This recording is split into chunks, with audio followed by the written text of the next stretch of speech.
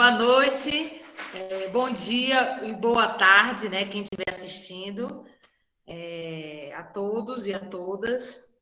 Estou iniciando hoje, dia 25 de maio de 2021, essa mesa redonda do Projeto Raízes, fase 2. E os convidados são agricultores locais da região da Chapada Diamantina e profissionais da área da ecologia e agricultura, com uma conversa bem produtiva.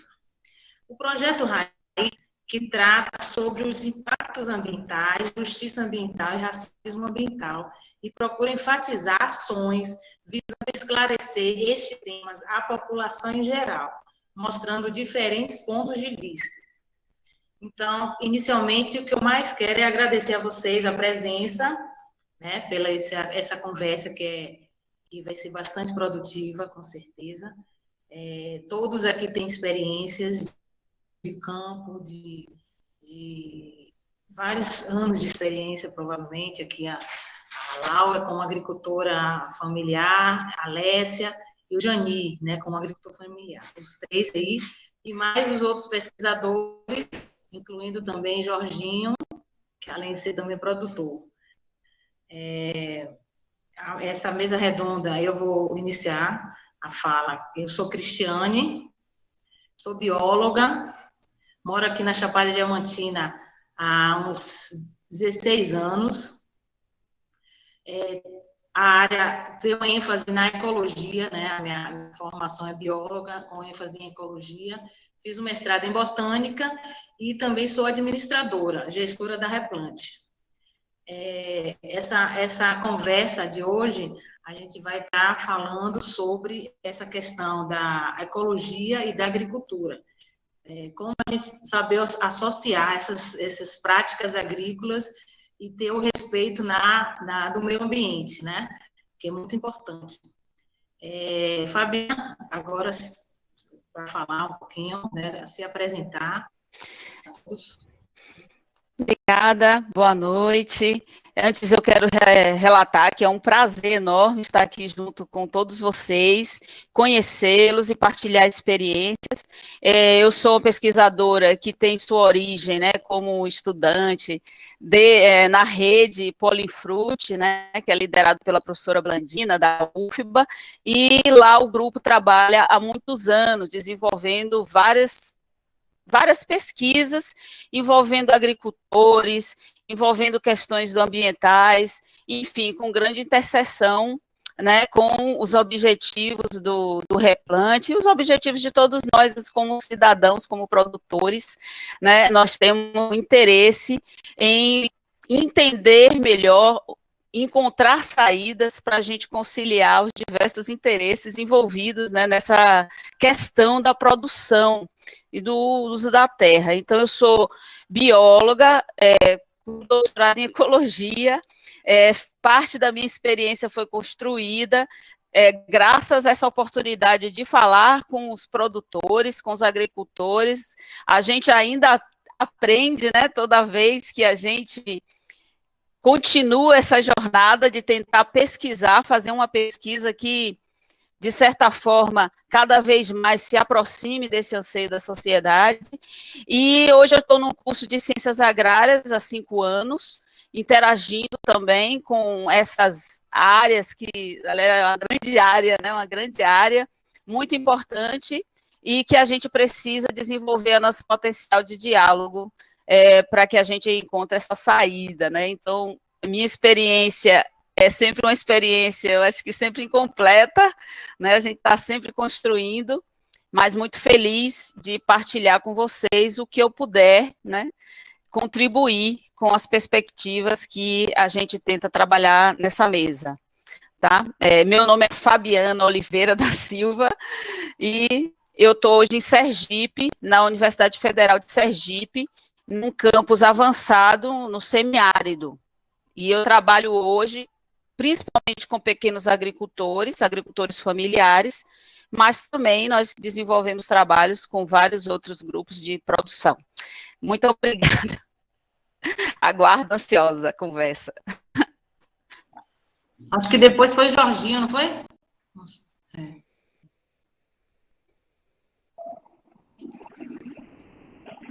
Bem, boa noite a todos. Aí já tem algumas pessoas que eu me identifico, a Alessia, minha parceira lá do colegiado territorial, né?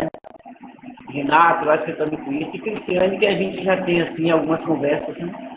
Bem, gente, eu sou biólogo, né, licenciado e pós-graduado na área de gestão ambiental.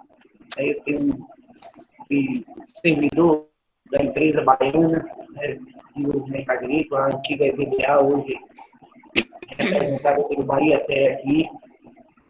Fui professor 18 anos na rede de ensino médio e atualmente sou agricultor, estou secretário de agricultura na cidade de Iraquara.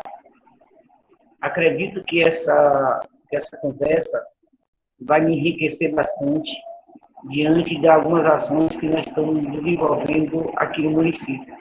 Uma delas é a questão agroecológica, né? Nós estamos hoje num momento assim, muito pujante de formação do nosso produtor familiar nesse processo transitório para a agroecologia.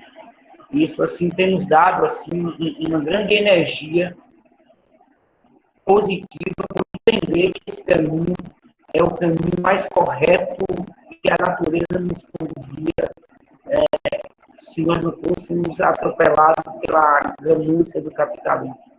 A gente está hoje voltado muito a essa questão, esse modelo de produção que é desafiado no mundo tão injusto e desumano que é nessa atual situação. Então, nós estamos trabalhando para isso hoje com adeptos e vamos acreditar que isso é uma mola promissora da nossa economia em breve.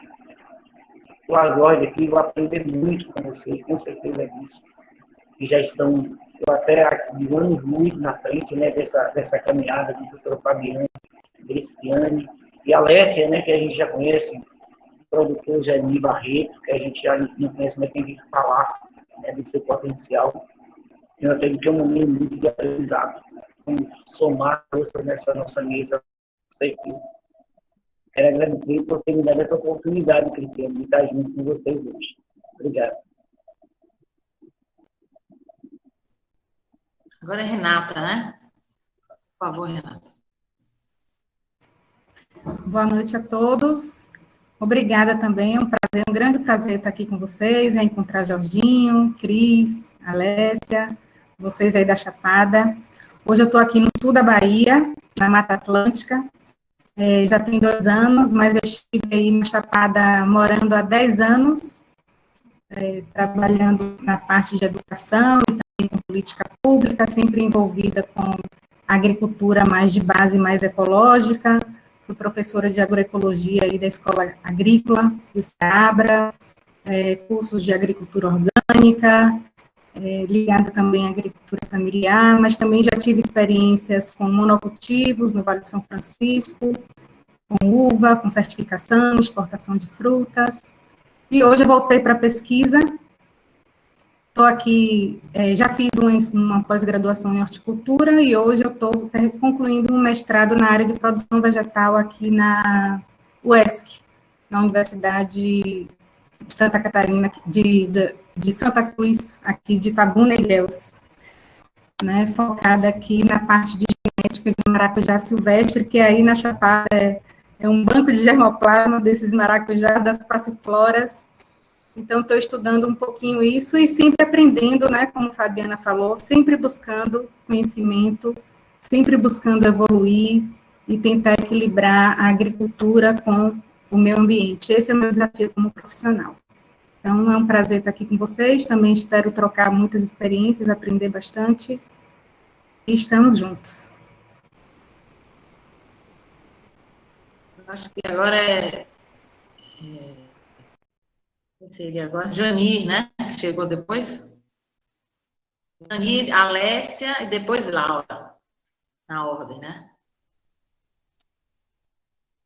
Janir? Opa!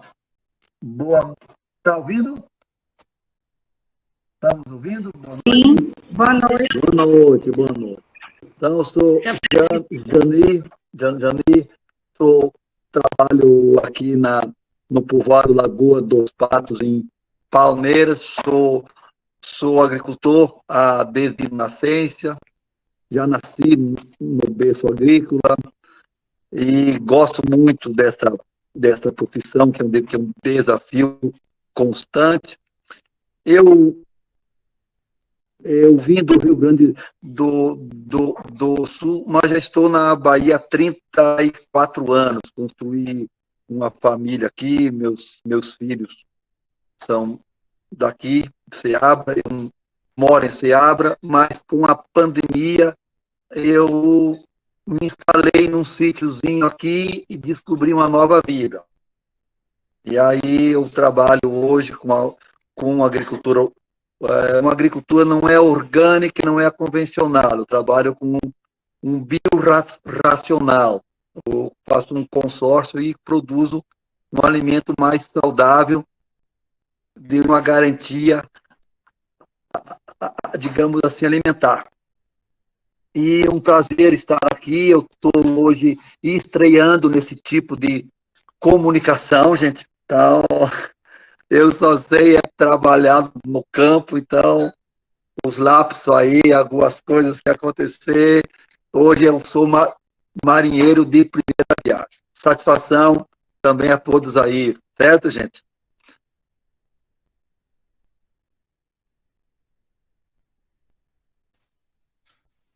Acho que é Alessia, por favor.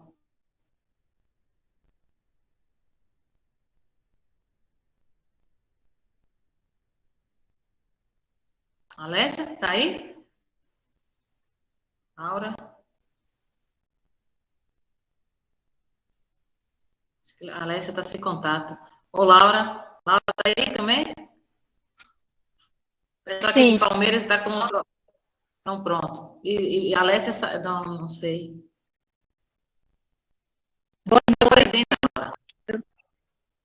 Meu nome é Laura, sou da comunidade do Matão, nasci aqui com meus pais, onde eu trabalho na mesma terra até hoje, e estou passando isso para meus filhos, meus sobrinhos. Eu sou apaixonada pela agricultura e hoje eu estou aqui representando São Miguel Santo.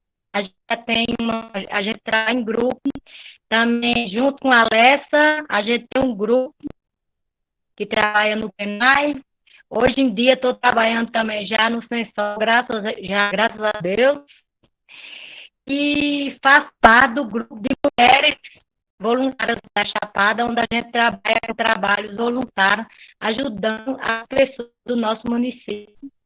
Tem um trabalho de tentar escoar os produtos, eles têm dificuldade, e hoje eu estou sendo uma da liderança no meu município com isso. É um prazer, viu?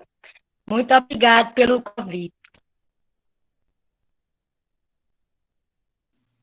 E a Alessia? A Alessia ainda está aí? Não sei se ela está ouvindo. Não sei se ela está ouvindo.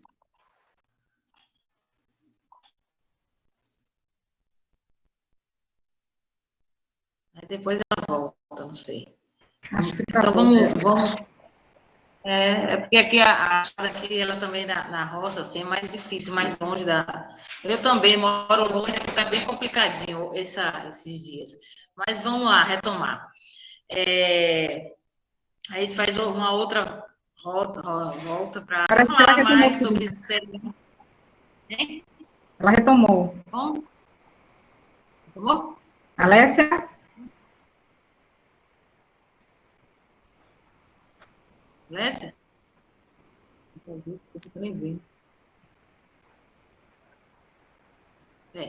Então, depois ela fala, né? Ela se apresenta e fala.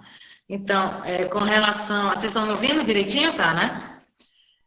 Com relação a... Quando a gente fala Chapada Diamantina, né? Que a maioria aqui é Chapada, tudo, a gente percebe que é a importância da conservação, né, desses ambientes naturais, mas, mesmo assim, eu vejo que há problemas, né? Aliás, não é só na Chapada, é em tudo que é lugar, os impactos ambientais.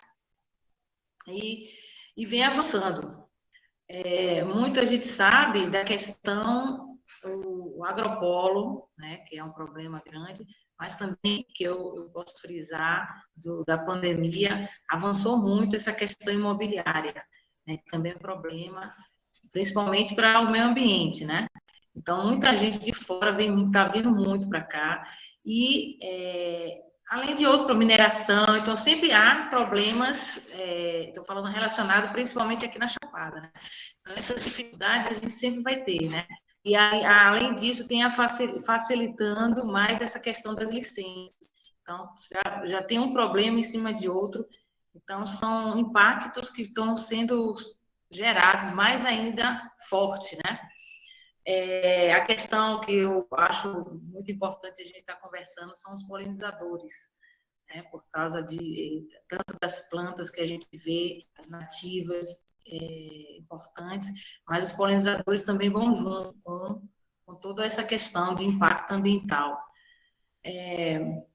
Eu acho interessante e importante frisar, principalmente os agricultores, que eles trabalham, eu sei de Jani, que trabalha bastante com tomate, ele usa, como ele falou ali, o biorracional, é um tipo diferente, que eu também não sabia, ele bota fechado, usa ventiladores, e não tem um polinizador, é um tipo que ele faz. E tomate precisa de muito agrotóxico, aí já é uma outra questão, ele quer trabalhar com orgânico, e tem essa questão, que é também interessante de estar conversando, e a Alessia e Laura, eles usam muito orgânicos mesmo, que eu conheço, que eu sei, né? É também interessante.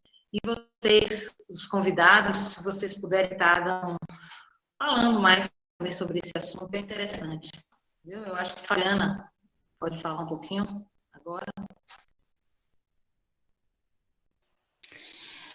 Oi, voltei. Essa questão, ela não é uma equação, não tem uma equação fácil de resolver, né? Eu não sou, talvez depois a Renata consiga dar mais, e os demais, né, que tem uma experiência com a questão do manejo específico de culturas, né? Eu acho que podem dar grandes contribuições. Do meu lado, o que é que eu posso dizer? A gente tem avançado ao longo dos anos em discussões e também em tentativas de difundir na sociedade de uma forma geral e também em outros segmentos que têm um impacto muito grande nas decisões de manejo, também o segmento produtivo e o segmento dos profissionais das ciências agrárias, no sentido de incorporar, né, um pouco mais essas ideias, né, de que essa conservação, ela não é uma inimiga da produção, e muitos dos princípios ecológicos podem ser resgatados e estabelecer uma intensificação da ecologia nos cultivos, de modo a gente ter menos necessidade de recorrer à rede de insumos, né, químicos que a gente recorre. Mas a gente tem diversos contextos, né, e eu sei que não é fácil essa equação, porque é muito mais rápido, é muito mais fácil, muito mais seguro, às vezes, recorrer ao químico que vai dar a resposta necessária. E, de fato, existe, está aí, e não é crime usar, né? Então, a gente tem cada vez mais ganhado consciência de que usar traz riscos. Ora, o agrotóxico, ele é um veneno, é risco para o ser humano e é risco para os animais, que também são bons. O que falta? Às vezes, a gente tem muito desconhecimento acerca de que animais, outros insetos, também são bons e que eles deveriam ficar. E, às vezes, a gente não tem, claro, a disponibilidade e o conhecimento sobre alternativas que podem ser tão boas quanto, ou pelo menos elas podem ser também usadas no sentido de promover uma amenização, no mínimo, desse uso direto, né, mais rápido, frequente, do agroquímico, né? Então, do ponto de vista dos polinizadores, a gente sabe hoje muitas coisas. Uma das coisas que a gente sabe é que realmente, se a gente tiver ambientes agrícolas mais diversos, e se a gente vai conseguir ter mais desses animais provendo esse serviço de polinização. Especialmente quando a gente imagina uma cultura que pode se beneficiar grandemente com a polinização, como é o caso do tomate, né? Então, abelhas que vibram, abelhas nativas, inclusive, né, as melíponas, são eficientes em fazer essa polinização. Elas fazem melhor do que nós humanos podemos fazer com as nossas técnicas. Mas a gente, para isso, precisa criar condições para que elas estejam ali. Uma das condições, quando você tenta equacionar agrotóxico com a manutenção dessa biodiversidade, dessas abelhas, é realmente entender a dinâmica das abelhas, a dinâmica delas em visita às flores, para, caso você tenha que usar o agrotóxico, evitar situações em que as abelhas se exponham ao agrotóxico. O ideal é que a gente cada vez mais estabeleça outras alternativas e que a gente não precise usar o agrotóxico. Como?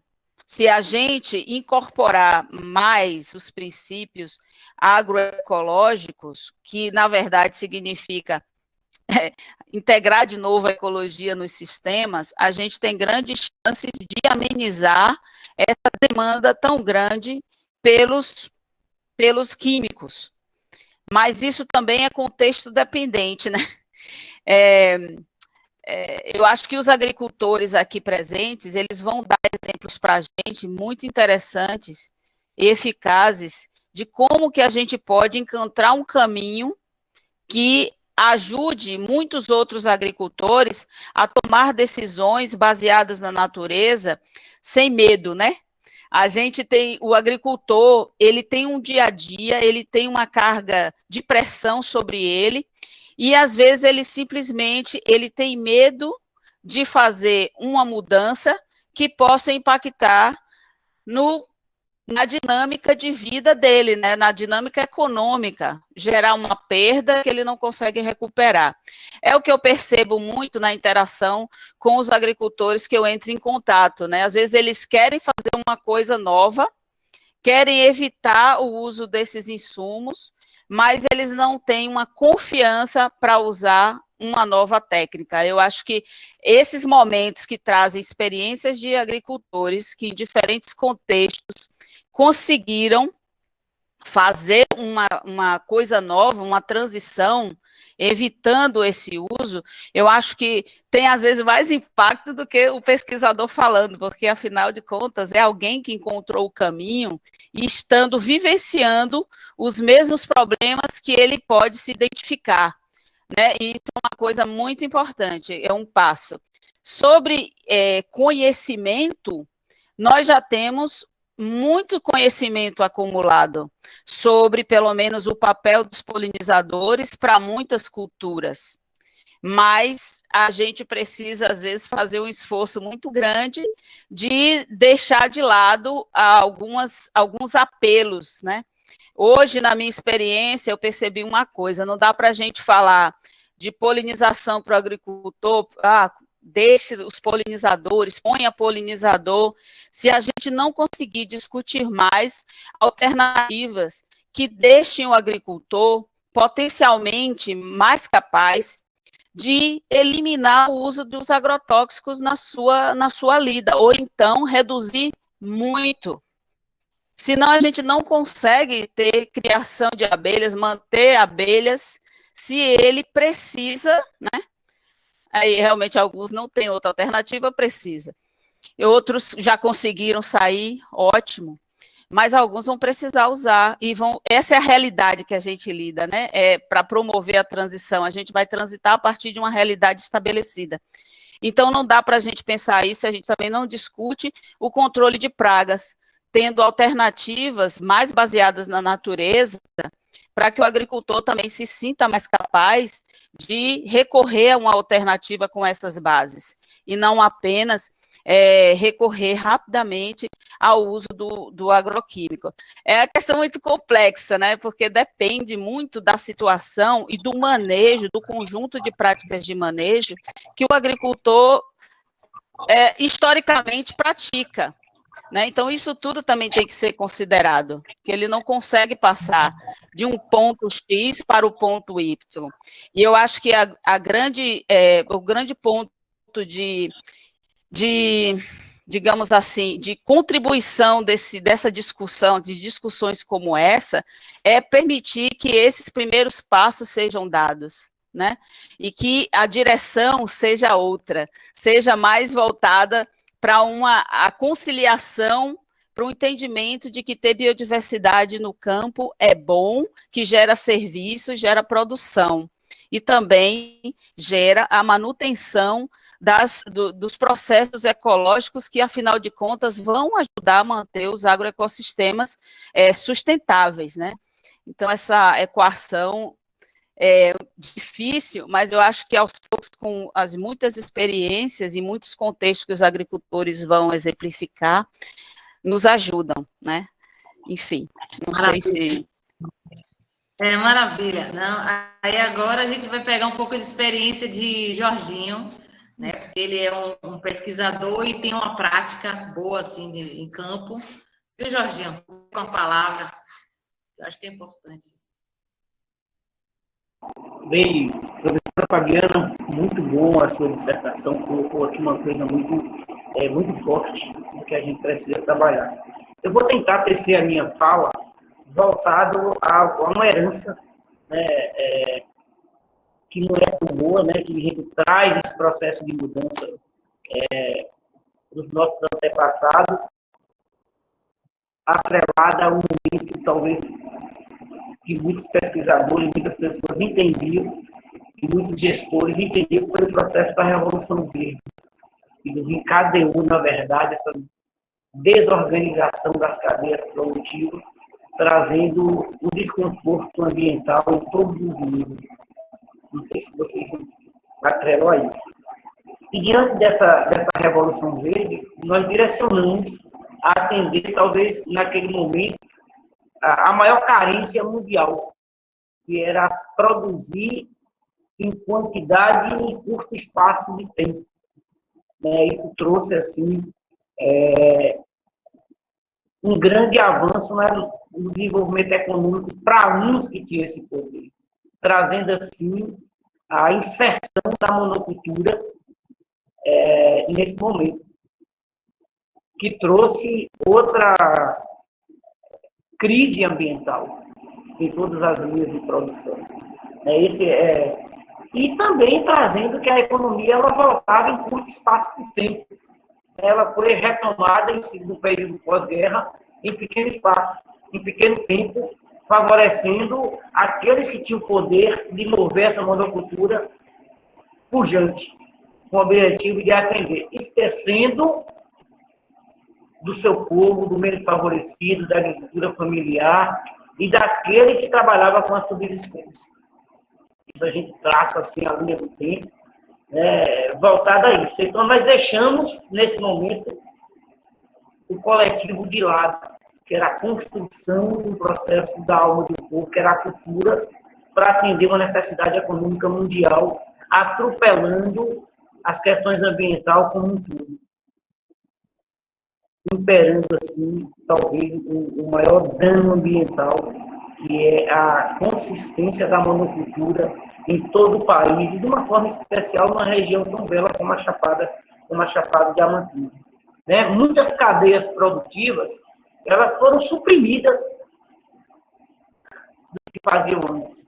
Com isso, afetando a fauna e a flora, que era seu habitat.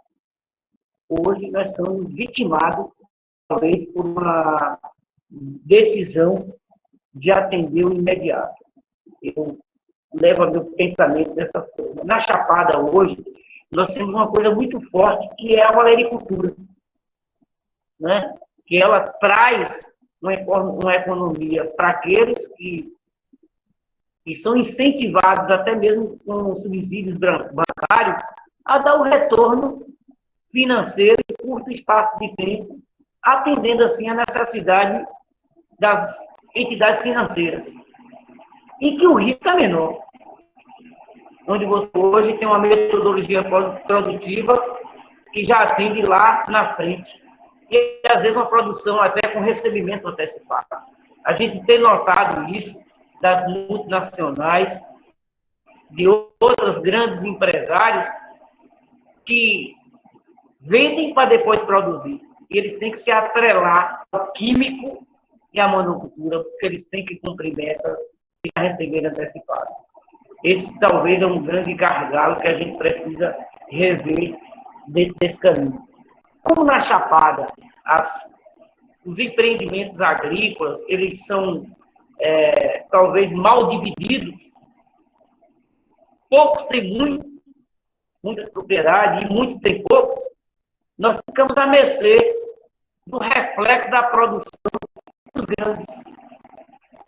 E não nos acondiciona a produzir de uma maneira agroecológica, porque nós somos vitimados por rescaldo daqueles que produzem em grande quantidade.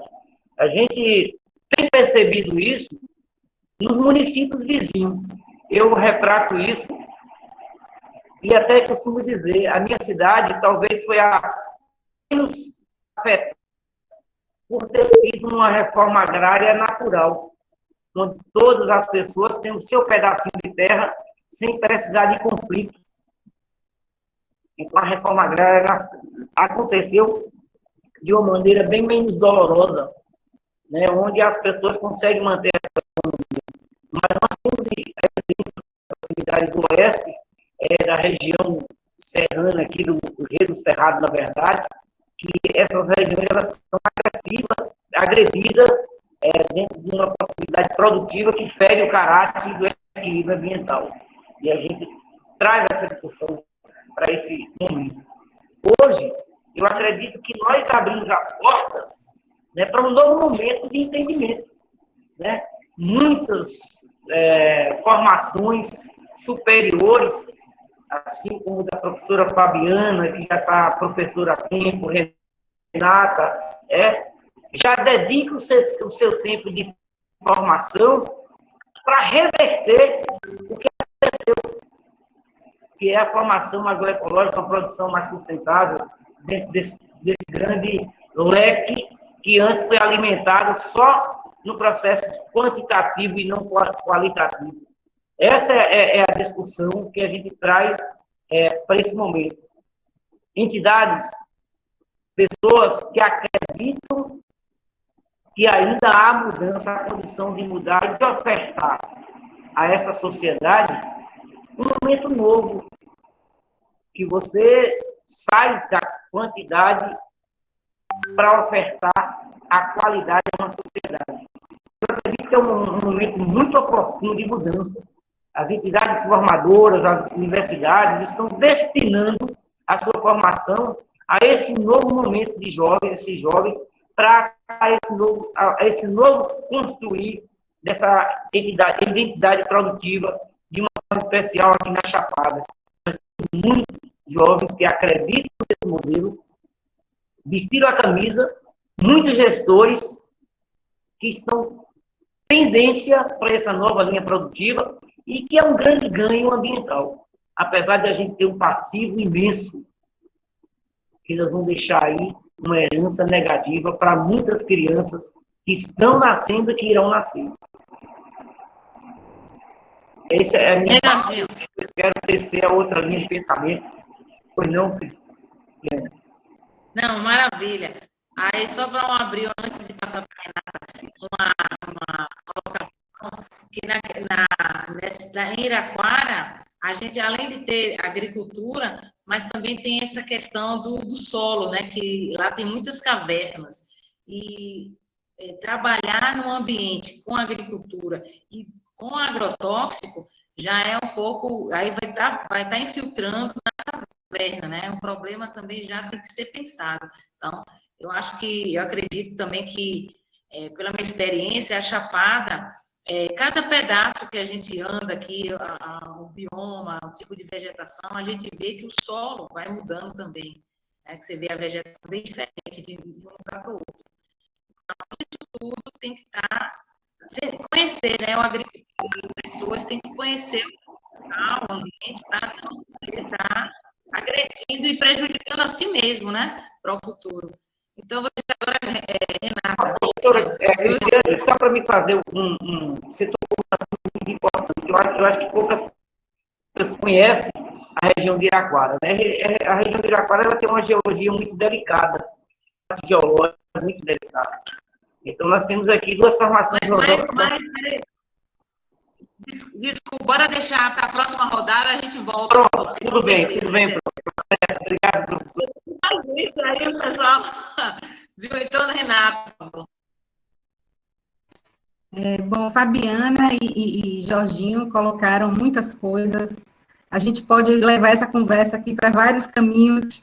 Eu vou tentar fazer alguns adendos aqui. Jorginho falou uma coisa interessante da Revolução Verde, mas um gancho aqui, pegando o gancho dele, é que essa ideia do monocultura e dos agrotóxicos, que veio depois da Revolução Verde, o apelo era matar a fome, né?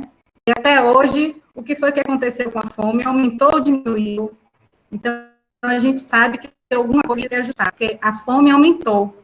Então, esse apelo de acelerar a agricultura através de bases químicas, principalmente não produzidas no Brasil, a gente já temos prova, porque são anos aí, né?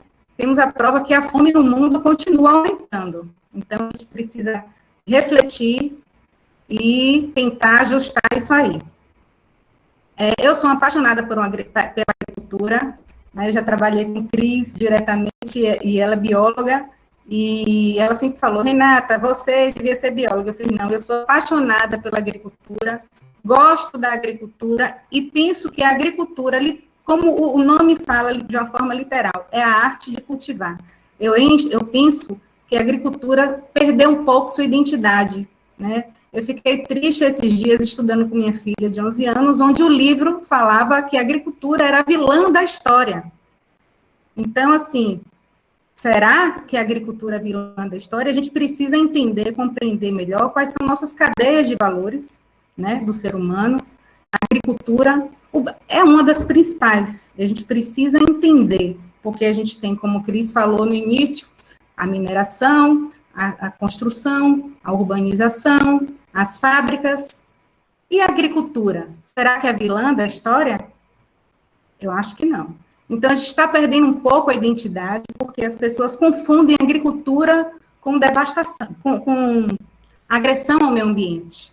Então, eu sempre tive esse desafio como agrônoma em tentar equilibrar essa produção, se aproximando mais com a sustentabilidade. Eu gostei muito do tema, do título da palestra que Cris colocou, porque é muito... a gente falar que agricultura sustentável, não existe uma agricultura sustentável. Ela colocou ecoagricultura, algo assim. Existem práticas que se aproximam cada vez mais à sustentabilidade. Então, eu falo o seguinte, que é para a gente levar sustentabilidade, práticas sustentáveis, sustentabilidade, a gente pode levar práticas sustentáveis em diversos ambientes diferentes, em diversos interesses diferentes, tanto no setor econômico, quanto no urbano, quanto no agrícola. O importante é a gente, como Fabiana falou, é minimizar o impacto. Importante. Então, não adianta a gente pensar que todo mundo agora vai pegar a soja e vai plantar mata para colher frutinhas. Não, a gente tem que ter uma ideia mais tangível. Então, o que a gente pode fazer para se aproximar mais dessa produção de soja a práticas sustentáveis? Então, eu gosto eu estava assistindo a palestra essa semana do CNA, que fala sobre inserção de novas tecnologias na sustentabilidade. A gente não pode mais voltar para trás. Não existe aquela agroecologia de milhões de anos atrás. Não existe agricultura orgânica com produtividade sem tecnologia. E aí, Fabiana e Jorginho colocaram assim 2 gargalos importantes para a gente aumentar essa agricultura de práticas sustentáveis, essa agricultura ecológica, como é que a gente faz, né? Qual é o caminho?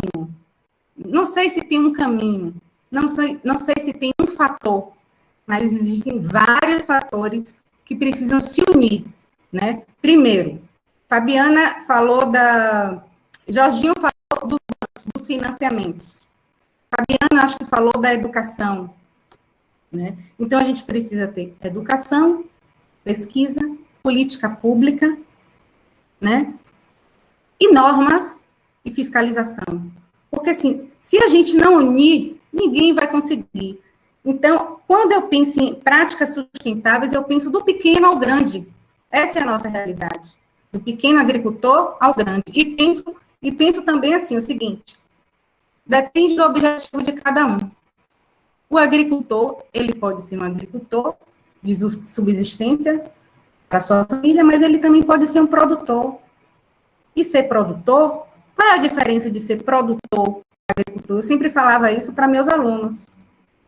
O agricultor, ele quer alimentar a sua família, mas o produtor, ele sabe exatamente quanto ele gastou, quanto ele ganha, como é a organização da sua propriedade, ele entende do que está fazendo. Esse é um produtor. Então, eu acho que quem quer produzir com essas bases de sustentabilidades, que a base da sustentabilidade também tem a economia. O agricultor precisa pagar a educação, precisa ainda fazer outras coisas além da sua subsistência. Então, ele precisa de recurso, né? Então, quais são as bases da sustentabilidade? Econômica, social, agrícola, ambiental e hoje nos falamos muito também na inserção cultural, né? Então, se a gente fortalecer essas bases da sustentabilidade e unir, aqui falta pesquisa, gente. No Brasil, falta incentivos para pesquisa. Sem tecnologia, vamos ficar batendo martelo, não vamos evoluir. A gente não vai voltar mais para trás, a gente precisa evoluir. E aí, será que tem tecnologias limpas? Será que com tecnologias a gente precisa? Hoje a gente não se fala muito em conservar, a gente fala em recuperar. A gente está vivendo um outro momento, a gente precisa sair desses startups. Aqui eu estou em uma floresta de cacau. Essa palestra, uma das práticas sustentáveis que ele falou foi a produção do chocolate de pequeno produtor. Foi uma das ideias de sustentabilidade. Por quê? Recupera-se ou preserva uma floresta, mas com que esses ativos ambientais e agrícolas, eles geram recursos. Ninguém vai sobreviver, a gente precisa de alimento. O Brasil, a base econômica do Brasil é a agricultura. Eu acho que nós não temos ainda, a gente não dá importância para a agricultura. Ninguém vai comer frango. Nós somos os primeiros exportadores de recursos naturais não renováveis. Um monte de cachorro passando aqui. Não sei se vocês... Então, quando a gente pensa na base econômica do Brasil, né, em agricultura, a gente sabe, nós exportamos minério, somos um dos grandes exportadores de minério. O que é minério? Recursos naturais não renováveis. E somos exportadores, sabe de quê? De água. A soja, 90% da soja é água. Enquanto os países que estão em desenvolvimento, eles estão conservando seus recursos naturais não renováveis, principalmente, nós estamos exportando. Então, a gente precisa refletir, ver como é que a gente pode trazer, com tecnologia, com inovação, a sustentabilidade. E aí vai depender da realidade, né, vai depender da realidade de cada um, do interesse de cada um, mas o importante é trazer essas práticas sustentáveis para a vida de cada um. Eu falo que isso pode acontecer tanto na vida urbana, né, quanto na vida rural, mas hoje a gente está falando de agricultura. Enfim, a gente pode bater o papo aqui, é um tema muito ligado à minha experiência, ao meu desejo como profissional, mas eu acho que eu vou passar a palavra para outros e estou aberta aí a novas trocas e conhecimentos. Maravilha. Agora eu queria ouvir agora vocês, né? Jani, Laura, Alessia, por favor.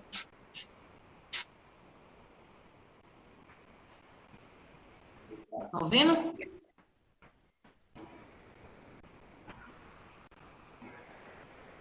Boa noite. Tá ouvindo? Sim. Oi, Alessia, boa noite. Boa Então, noite. Alessia, você se apresenta, já que você já se prontificou, você se apresenta e já fala um pouquinho da sua experiência, do seu dia a dia, viu?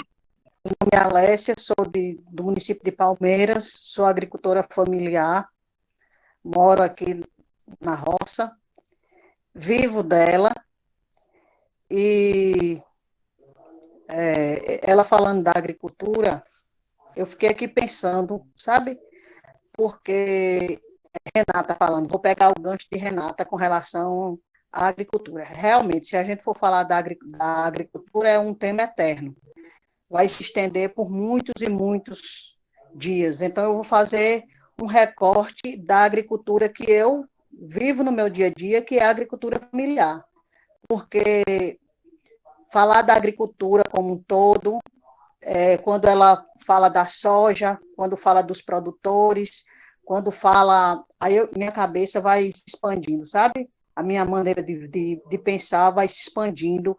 Quando ela trouxe lá no início a história de que a agricultura viu em algum lugar que era uma grande vilã. Eu não vou entrar nessa discussão. Eu apenas vou fazer o recorte da minha agricultura familiar, porque eu também tenho as minhas ressalvas quanto a isso, quanto a soja, sabe? Quanto essas grandes, quando essa, assim, com relação a essa grande agricultura, quanto às plantações de tomate que eu vejo no meu município, de pimentão, que a gente sabe que todas essas culturas têm uma incidência muito grande de veneno, de agrotóxicos, dessas coisas, entendeu? Então, é um tema muito complexo. Eu não quero entrar nesse. Se me permitir falar da agricultura familiar, que nessa sim eu acredito, porque quando eu tive contato com a agricultura familiar, era realmente isso, a gente era pequeno, o pequeno agricultor familiar, era assim, pequeno agricultor, sempre. Por quê? Porque a agricultura familiar, ela era vista apenas como a subsistência, né? Esse agricultor, ele tem seu quintal, ele planta para a sua família. Não é isso. Somos nós que botamos comida na mesa do Brasil, do nosso país, do nosso estado, entendeu? O pequeno é só um nome que usa para não nos dar a importância que temos dentro das políticas públicas municipais, estaduais e federais. Porque o que importa para para o federal, estadual e municipal é a agricultura, como agricultura, aquela palavra agricultura que a gente está cansado de ver. Agro é tudo, agro é pop, agro é aquilo, agro, sabe? Essa agricultura que eu não faço parte dela e não farei, não é? Então, assim, quando eu trago a agricultura familiar é porque eu acredito nela. Eu não vivo da subsistência, eu vivo da agricultura familiar porque eu gero renda para economia para o meu município, sabe? O que é cultivado aqui na minha propriedade, como uma roça de maracujina aqui, o mangangá, posso pegar lá o gancho de Renata, de Fabiana também, sobre os polinizadores. Aqui a gente faz a polinização manual, porque o mangangá também não é suficiente. Aqui a gente brinca com as abelhas de Fabiana, porque se a gente não chegar a tempo, ela carrega todo o nosso pólen e a nossa produção. Então, assim, se eu posso continuar nesse viés, esse viés eu me sinto segura de falar. Viu? Então,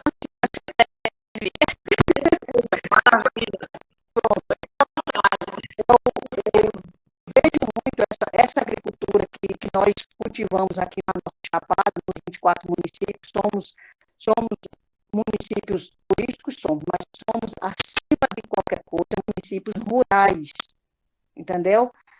Com a gente tá economia, a gente gera renda, sabe? A gente faz o mercado do nosso município circular, entendeu?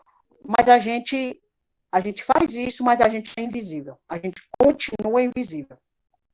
A polpa que eu faço há 10 anos, eu dei uma parada agora anos, da pequenininha que eu vendo lá no mercado de Palmeiras, no Barracão, aos sábados. Eu parei os 3 anos, fiquei com a do Penai. Esse dinheiro, ele não vai para fora, ele fica aqui, no meu município. Entendeu? Hoje a gente tem aqui, a Luísa, ele é muito organizado, ele ainda não é o produtor que Renata falou aí com relação a toda a organização. Ele é um agricultor, mas é um agricultor que sabe onde pisa e onde ele coloca nosso dinheiro ou para que ele vai tirar. Aqui tudo é valor agregado, sabe? Aqui tem as frutas que foram plantadas e as nativas, que eu faço a polpa.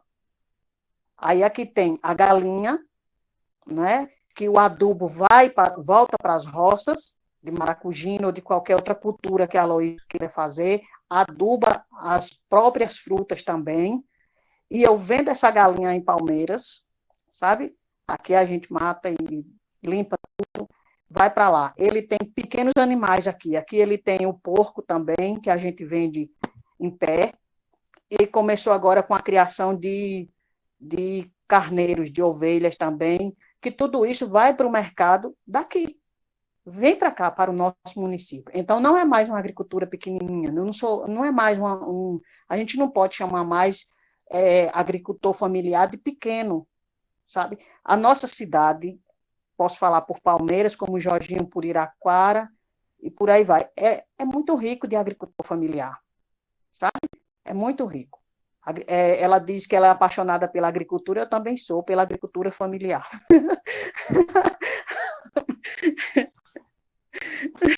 que mantém a nossa família, que mantém o nosso comércio. Muito bem, muito apaixonante sua fala. Muito mesmo, parabéns, viu? Agora, vai falar mais alguma coisa, Alessia? Vamos falar agora com Jani ou Laura? Quem está aí? Quem pode falar agora? Porque ainda tem mais pessoas, Laura não falou ainda, tem mais outras pessoas, aí depois a gente vai voltando aos temas, se tiver tempo. A gente faz a outra rodada. Isso. Cadê Laura ou Jani?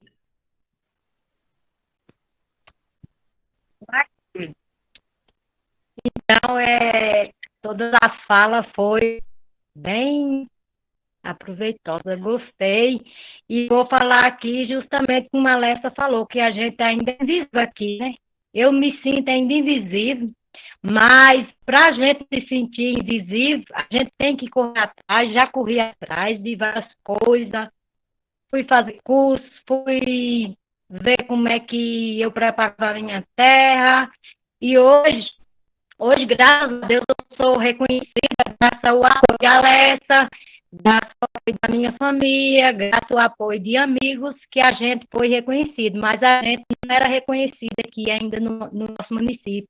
Ainda somos bem, né, mal vistos como agricultor, porque não temos em quantidade para vender. Mas, hoje em dia, eu me sinto assim, orgulhosa de poder dizer que eu tiro o sustento da minha família daqui, do meu pedaço de chão. E, diante do que a gente está passando por um momento muito difícil, eu me sinto orgulhosa de dizer que hoje a gente conseguiu abrir uma loja em Palmeiras, que essa lojinha, eu tenho orgulho de falar dela, porque ela vem ajudando umas 20 famílias aqui no nosso município. O meu filho trabalha, minha sobrinha trabalha, e eles não se sentem desempregados nesse momento. Eu tenho muito orgulho da agricultura familiar.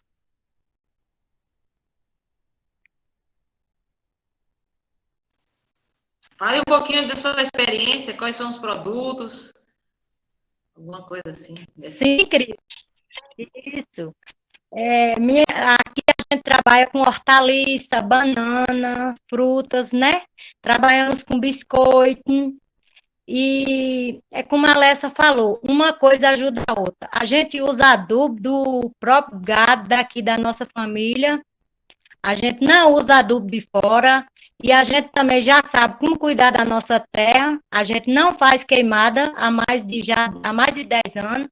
essa terra aqui, onde a gente produz, tem vários pés de pau, tem mata encostada, tem banana, tem tudo junto e misturado. Então, é uma produção que vem deixando a gente satisfeito depois disso, que a gente não deixou mais fazer queimada, e aqui na minha comunidade ninguém está fazendo mais queimada, graças a Deus, estamos trazendo de volta aquelas nascentes que tinham acabado, e é isso.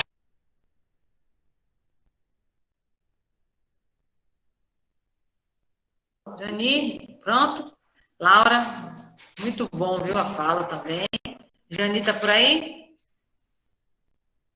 Queria ouvir você, Jani, sua experiência. Cadê ele?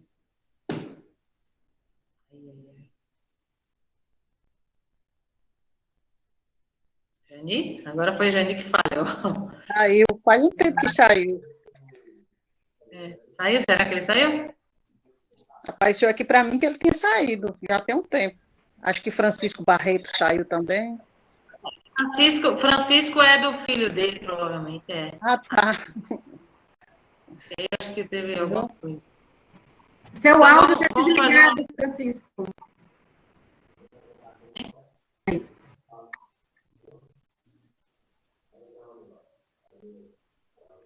Ele está aí? Ele está falando, mas a gente não escuta, Francisco. Não está para mim, não. Será que seu volume está todo no bar? Seu volume? Ele já ligou o áudio. Desligou. Ele está aparecendo, mas não ouço.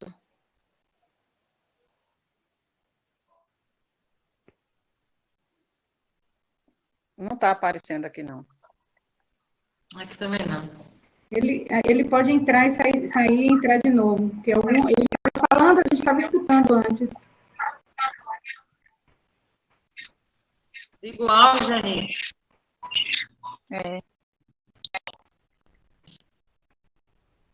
Então. Ninguém Saiu? escuta. Não estou vendo aqui, não. Nós não escutamos. Vamos desativar o microfone da gente para ver se consegue ouvir, né? Ou até o vídeo, né? O vídeo e o áudio, os dois, talvez. Eu acho que ele saiu para entrar de novo. Ah, isso. Apareceu que saiu.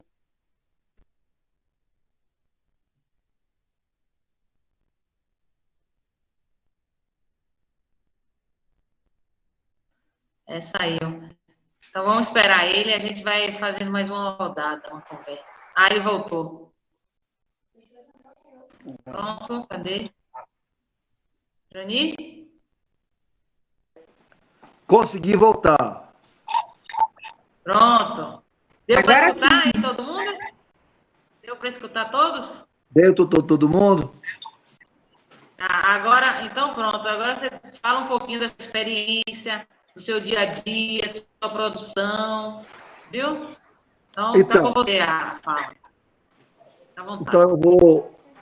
Então, eu quando cheguei na Bahia em 87, há 30 anos atrás, eu me empolguei tanto que vi um campo muito imenso.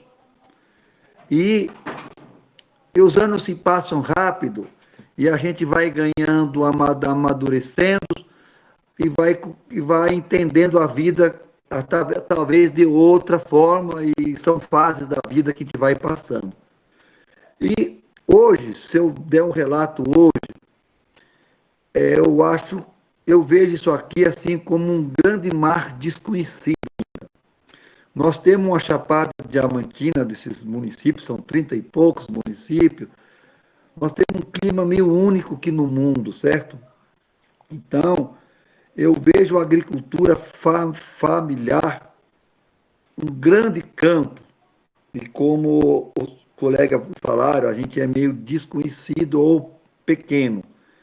Então, nós temos um clima que nos favorece a produção de qualquer alimento, até alimento desconhecido nosso, uma uva, caqui ali no Morro do Chapéu, ali na Fazenda São Paulo, em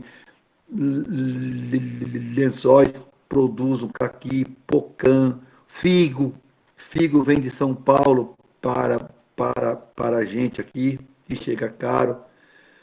Então, esse espaço é de nós, da agricultura familiar. Então, a gente realmente precisa se apossar de um conhecimento maior, como a professora disse ali, às vezes a gente fica meio na praia, não se aprofunda porque o conhecimento, ou joga um veneno por falta de conhecimento. Então, eu acho que quem quer se arriscar nesse campo, como a colega também disse, nós temos que ter conhecimento, tecnologia. Então, precisamos, além de uma vontade nossa, uma vontade política, como o colega Jorge falou, entidades e pessoas.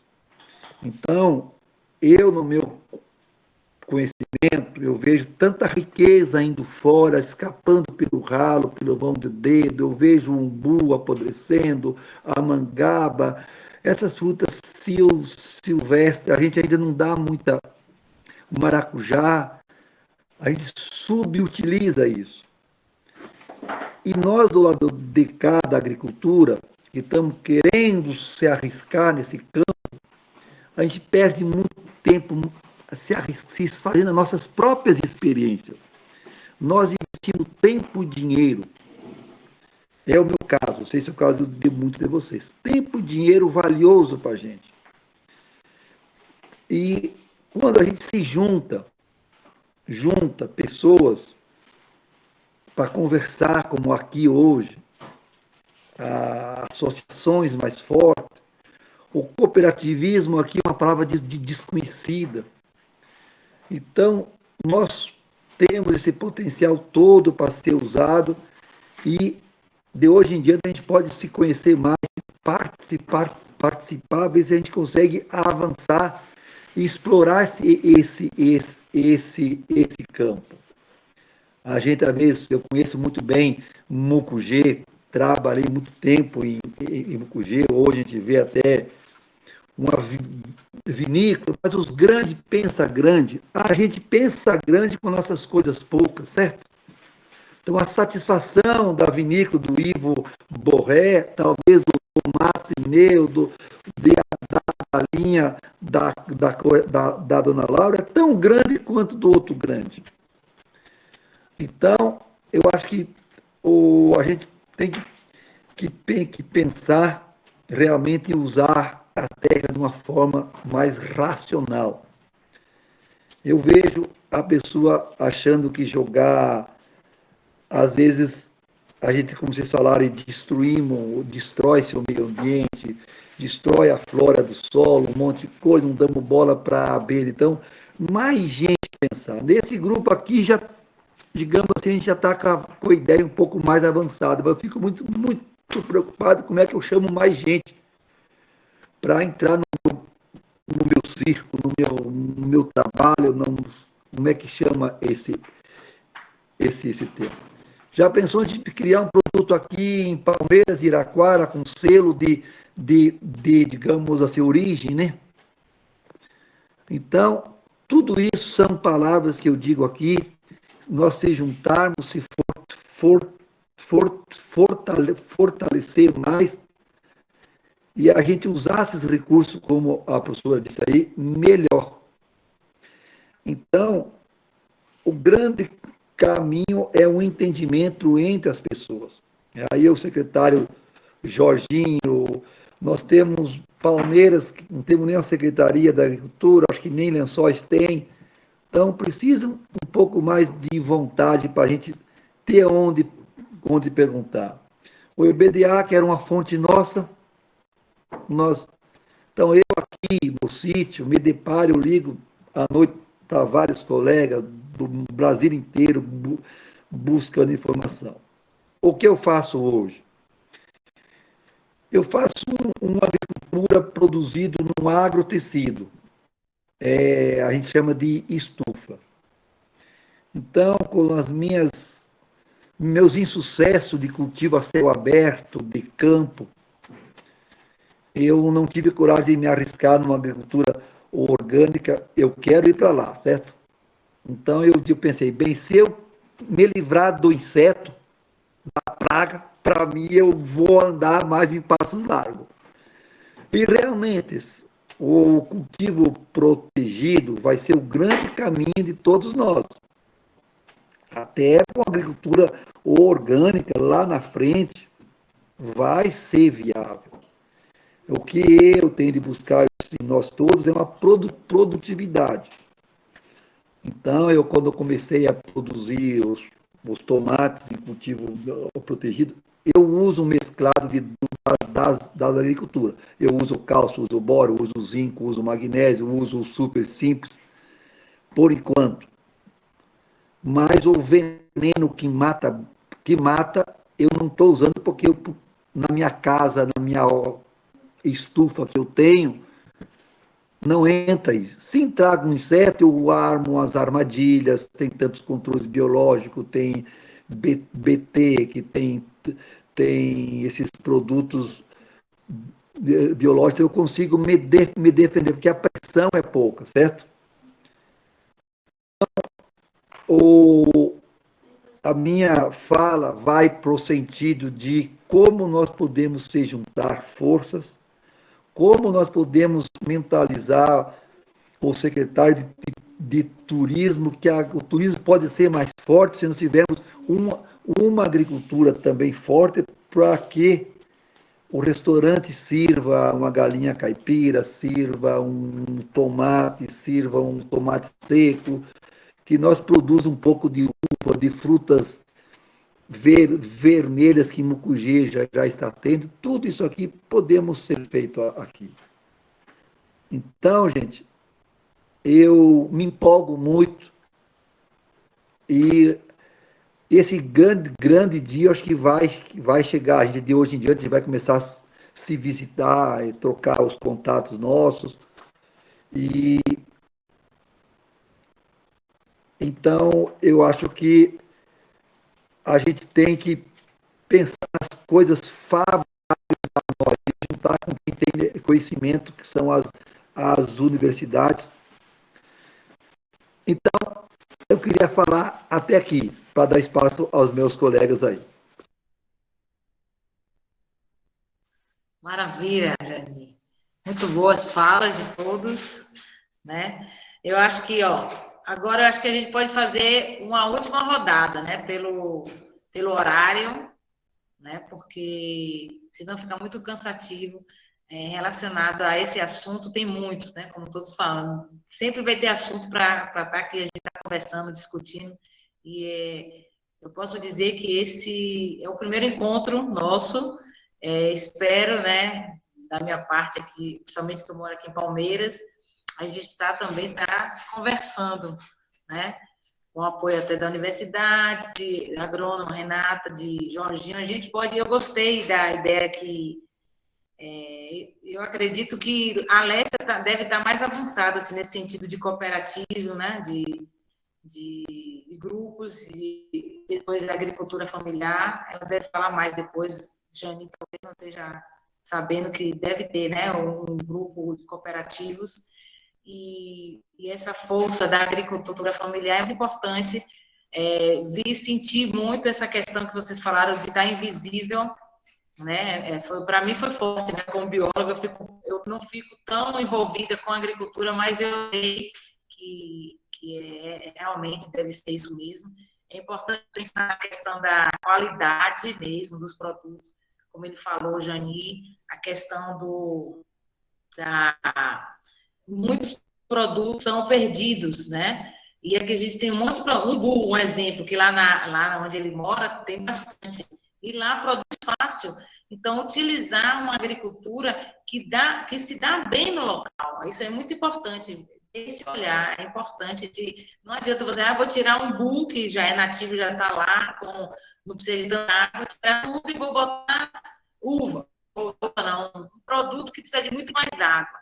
Então, esse olhar é importante, né? Também tem que ter esse olhar. E como trabalhar com umbu, por exemplo, como fazer polpas, etc. Então, isso tudo são através de projetos, da cooperativa, eu acho muito interessante. Pensar em conjunto, realmente, né? A agricultura precisa ter força através da cooperação. Um sozinho é mais complicado, né? Porque são pequenos. Outra questão que eu vi, que eu achei interessante, foi a de Jorge, eu já falei, né, das cavernas, que também cada local, mesmo em. Jani mora em Palmeiras, já é distante.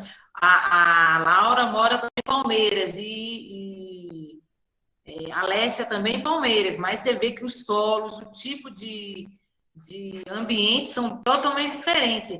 Então, como proceder em cada ambiente? A gente não pode, né, como eu falei, não pode ser do mesmo jeito. Jorginho lá em Iraquara é bem diferente. Renata já mora na Mata Atlântica, lá já é totalmente. Então, todo esse processo não pode ser usado, o que usa lá no Rio Grande do Sul, para aqui, para Chapada, nem para Sergipe, lá Fabiana. Então, esse olhar, o agricultor, né, é importante ter.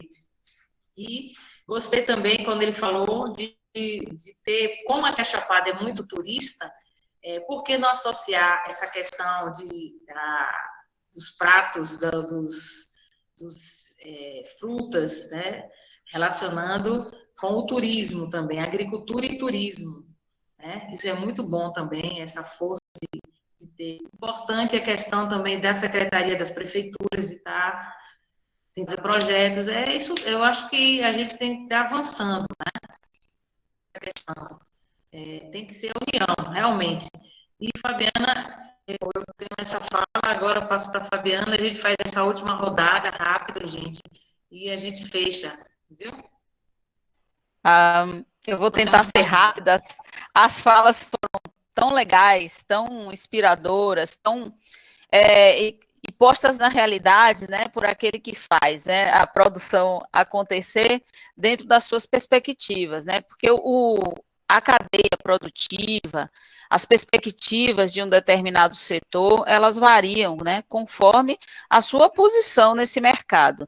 E eu acho interessante achei interessante as falas, principalmente a de Alessia iniciando, né, pontuando isso, que ela colocou uma coisa que eu tenho percebido quando eu caminho, né? Então, o agricultor pequeno, médio, grande, ele precisa sobreviver, né? O pequeno, ele tem menos recursos para aportar, e para ele é mais difícil sobreviver, mas ele também precisa sobreviver. Ele tem uma produção que é direcionada ao mercado também, é para ele viver do rendimento também, né? Então, ele também é alguém que precisa administrar o seu trabalho. É verdade que nós temos dificuldades, né? Existe uma carência, uma dificuldade histórica de políticas. Eu acho que tem aspectos que eu acho que são muito comuns aos agricultores familiares pequenos do Nordeste, independente dele estar numa melhor condição, uma melhor rede de apoio ou mais consolidado, digamos assim, na sua prática. É que no Nordeste a gente tem uma questão histórica que corroeu muito o nosso capital social e humano, e que resultou no que a gente vê em muitos lugares, a dificuldade de estabelecer parcerias cooperativas, a dificuldade da gente se instrumentalizar para conseguir a informação que nós queremos, de se instrumentalizar para a gente conseguir estabelecer uma conexão forte entre os grupos que ali estão atuando dentro de uma determinada área produtiva para reivindicar, por exemplo, a valorização do seu produto. Então, uma coisa muito comum é o atravessador que não aumenta o preço. Então, eu fico assim, às vezes o produtor ele tem um grande esforço para desenvolver práticas mais amigáveis à natureza, né, práticas agrícolas de baixo impacto. Ele investe tempo, como o Jani falou, estudando, pesquisando, testando, tem prejuízo, e o preço dele não é correspondente a esse esforço, né? É pago a ele, às vezes, o mesmo que é pago a um outro que não investiu nessas novidades tecnológicas, né? E são tecnologias, né? A gente costuma associar tecnologia a algo, um equipamento caro, grande, né? Bem trambolho, mas que vai assim a tecnologia pode mudar a nossa vida sendo baseada na natureza, e ela ainda é uma tecnologia. Quando a gente diz, vamos manejar abelhas nativas para polinizar um cultivo que precisa, a gente está empregando uma tecnologia, a gente está empregando um processo, e qual a função da tecnologia? Facilitar, né, o seu trabalho, aprimorar uma condição dentro de uma determinada área. Então, se a minha planta precisa, se meu cultivo precisa e se beneficia com polinizador, se eu estabeleço que eu vou usar colônias e vou utilizá-las no meu cultivo para polinizar a minha cultura, isso é uma tecnologia. Se eu digo, vou consorciar, como alguém já falou aí, eu consorcio a produção animal com o meu cultivo, e assim eu reduzo o gasto com o insumo que todos os agricultores pequenos que eu entro em contato, eles dizem, fertilizante e agrotóxico são os maiores custos da minha produção. É com que eu mais gasto. Então, veja, às vezes uma inovação tecnológica é uma coisa simples, né, que você pode fazer com certos instrumentos que você tem, e ela vai lhe garantir um aperfeiçoamento, uma melhoria, um passo adiante que você vai aprender, né, cada vez mais como regular quantidades, regular as possibilidades de aporte, regular os custos, mas aí eu volto na tecla, realmente, a falta de incentivo e políticas que nos fortalecem enquanto capital social e humano, né, que dê esse apoio para essa mudança de atitude e para essa expressão de atitude, porque hoje vocês são agricultores que estão aqui, estão falando com segurança das suas experiências, mas essa não é a realidade da maior parte dos nossos agricultores familiares, né? Então, essa questão das políticas, para mim, anda muito nesse compasso, e entender as tecnologias, né, baseadas na natureza, como tecnologias de baixo impacto, que são tecnologias, né? Não precisa da máquina, se você tem uma área pequena, você não precisa de um trator enorme, Mas o que é tecnologia para a gente? Eu acho que essa concepção de tecnologia e pensar que esses processos, eles podem ser muito simples, consorciar e utilizar o recurso, pode ser uma tecnologia. O Jani falou, eu tenho meu cultivo protegido. Infelizmente, aqui no Brasil, a gente não utiliza muito a polinização em estufa, né? Nos outros lugares do mundo, Estados Unidos, Canadá, Europa, eles vendem colônias, usam colônias de determinadas espécies para polinizar no espaço das estufas, né? Então, existem alguns avanços que nós precisamos fazer em termos de fazer isso na prática, sem uma possibilidade para o agricultor, né? Mas aí você encontrou um caminho, olha, eu realmente tenho que reduzir o uso do agrotóxico, senão eu não consigo fazer outras coisas. Então, acho que esse passo a passo de pensar não a tecnologia como algo distante, mas a tecnologia baseada na natureza, ela se concentra na ideia de que eu posso pensar na biodiversidade, criação de abelhas, manter a biodiversidade que pode ser predador natural de alguns insetos praga, isso existe. E a gente tem um código florestal que está sendo jogado no lixo, né? Tudo jogado no lixo, vamos a boiada passar, mas isso é uma coisa muito degradante e muito triste para o setor da agricultura, porque a gente sabe que muita gente grande, inclusive, faz agricultura com seriedade, como a Renata falou. Então, é um setor sério, não é um setor, assim, qualquer, é um setor importante e é sério, mas quem se beneficia com determinadas atitudes desse tipo? A parte que não é séria, porque em todo setor tem, né? Em todo setor tem aqueles que querem mesmo boiadas passando, e não é só no setor da agricultura, mas esse é um setor que acaba nos tocando por conta do grande impacto, né, econômico, de imagem de mercado, e também nos impactos sobre outros segmentos da mesma agricultura, que também gera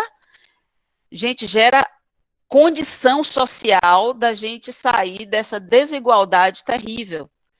A desigualdade, ela joga fora todas as possibilidades de você, mesmo do seu espaço de fala, conseguir fazer a diferença, né? Ser notado, valer a pena para as políticas precisam chegar no sentido de fortalecer o espaço de fala, mas não só de fala, de atuação e de inserção nesse mercado que o agricultor familiar tem realmente, e eu acho muito significativo que isso apareça cada vez mais, não como a caridade, porque não é a caridade, é a questão de fortalecer um segmento que é muito importante para a agricultura como um todo, mas também para outros aspectos sociais, econômicos e ambientais também, né? Então, pensar que respeitar o Código Florestal pode ajudar muito,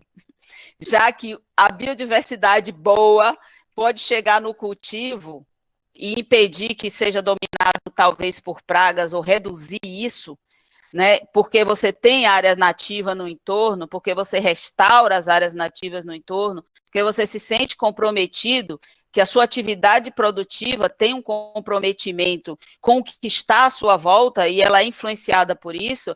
Eu acho que esse é a nossa grande, não digo revolução, né? Eu acho que é a nossa grande rebeldia, assim, talvez, se a gente for rebelde junto, a gente consegue fazer alguma coisa mais para frente para que essas ideias não se implantem, né, com tanta força como a gente vê que é sempre uma tendência, né? É difícil falar sobre todas as coisas, eu anotei um monte das falas dos colegas, dos agricultores, mas não dá, eu não sei se eu consegui sintetizar uma ideia, mas, enfim, eu acho que é para começar a conversa e a gente se inquietar, digamos assim, e ver o que é que a gente pode fazer. Eu acho que esses agricultores já são um grande exemplo, um grande caminho, né, para a gente pensar numa agricultura cada vez mais de base ecológica, e base ecológica pode ser tecnológico também, sabe? É o que a gente deve entender melhor sobre tecnologia, o que é. Eu acho que para alguns vai ser representada por determinados instrumentos e para outros por outros instrumentos, sabe? Sendo que todo mundo pode se beneficiar de tecnologia de base agroecológica, creio eu. Muito bom, viu, Fabiana?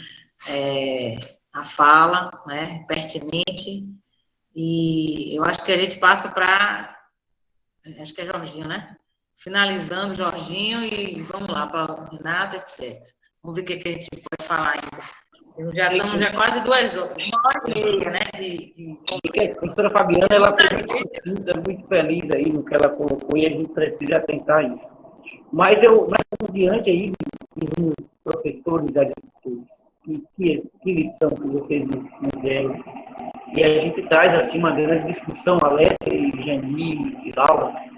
Se você quer ir ligeiro, vá sozinho. Se quer ir longe, vá acompanhado. Esse é o caminho que nós precisamos do associativismo e do cooperativismo. A gente precisa fortalecer para ir longe. Essa é uma grande realidade que nós temos na nossa cultura. Às vezes, querer ir ligeiro, né? E não querer ir acompanhado. E vocês já estão com esse entendimento como agricultores que precisam dar de mãos dadas. Esse é um grande gargalo do sucesso. Eu não vejo agricultor familiar, viu, Alessia? Não vejo agricultor familiar como pequeno. Ele pode não produzir na quantidade que dizem que é, né? Mas na qualidade e com satisfação de geração de renda, sim. Essa é a maior grandeza que nós temos. Né? Mas eu queria aproveitar esse momento e tocar na questão hidrogeológica, né, Cristiane, de nossa região. Iraquara, talvez é uma das cidades que tem a sua geologia mais delicada, né, e precisa ter uma atenção especial para isso, né? Quem conhecer assim, a nossa região, nós estamos encravados aí tem duas montanhas, né? E nós temos uma formação de calcária vulcânica, que é uma rocha muito porosa que possibilita o processo de hidratação da água carregado de algumas propriedades químicas também, né? E com isso ela passa aqui por muito mais tempo, as propriedades químicas elas ficam aqui mais tempo, porque a calcária vulcânica ela é uma pedra esponjosa, é uma rocha esponjosa, então ela absorve e aqui fica por mais tempo essas propriedades químicas, trazendo um desconforto também na questão da qualidade da água e no processo produtivo com a qualidade. A gente tem percebido isso aqui, Piraquara hoje encadeia com um grande número de CA, né, em função, consequência, talvez, desse efeito, né, já que existe a tempo. É uma questão muito forte que precisa ser atentada.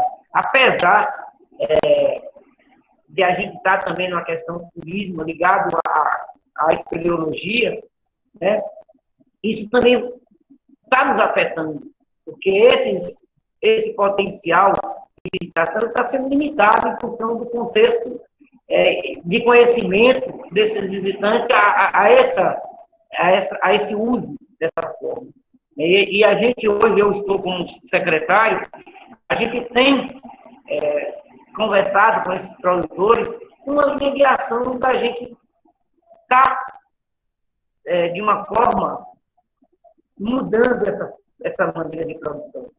E a gente tem percebido que eles também têm conhecido, eles têm notado e aceitam a mudança, mas de uma maneira ainda um espaço longo, que precisam ter a sua para se arcar em relação a isso, mas está sendo bem atento em relação a isso.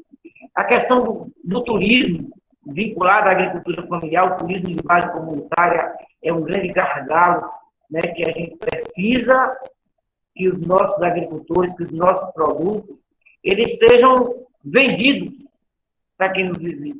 Porque, na maioria das vezes, quem nos visitam não deixa uma história positiva. Né? Hoje nós temos alguns turistas, né, que eles vêm com o propósito de explorar, né?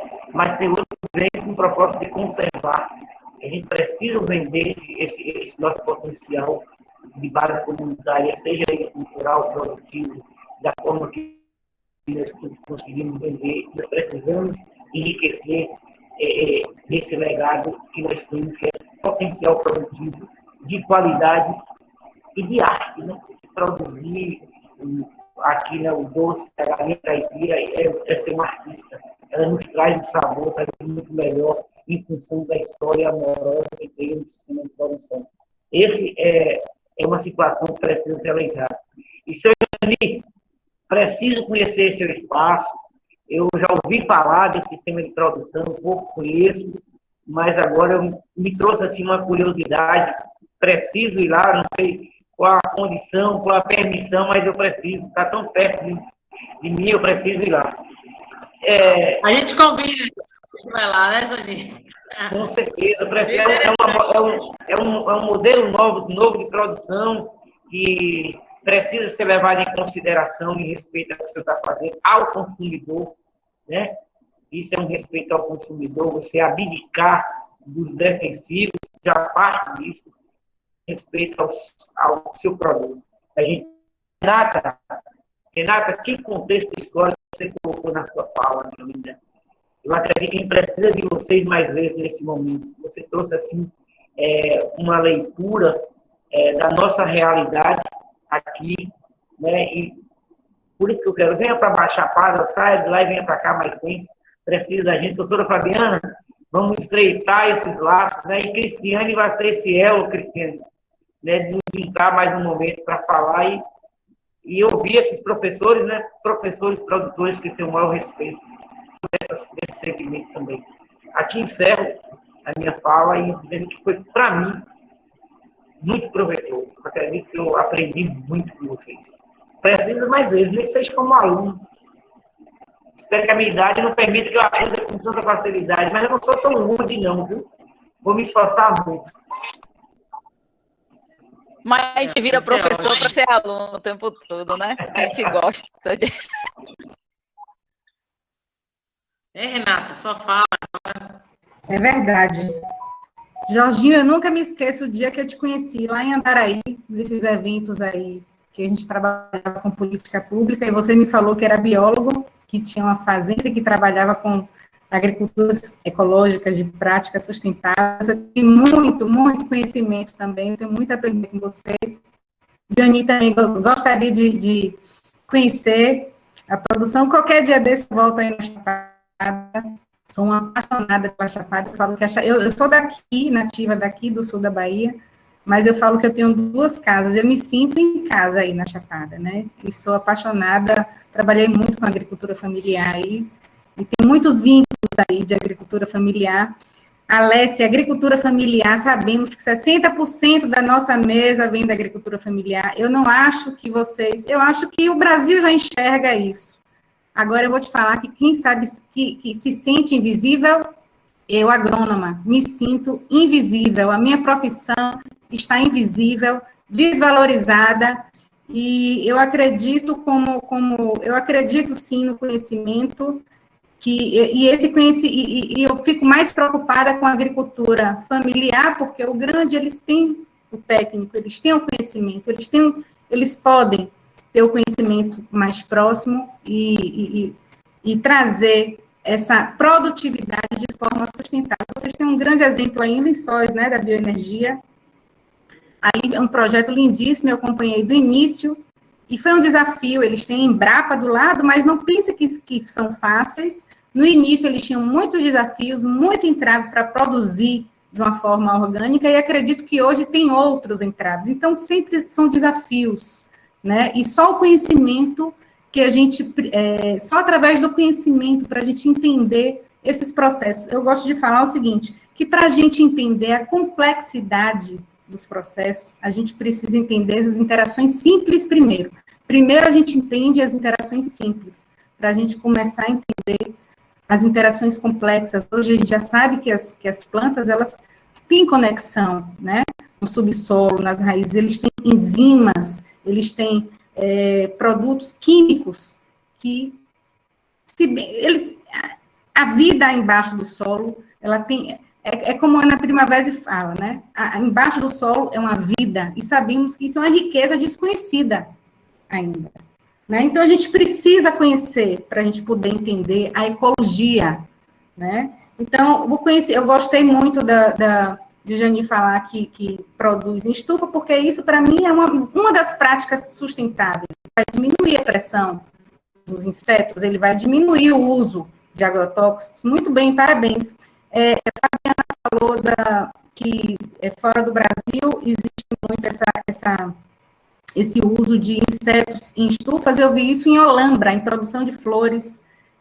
Tinha uma pessoa que produz essas pimentinhas que vende aí em Seabra, eu já comprei, que veio de Olambra, sabe aquelas pimentinhas que vêm no vaso?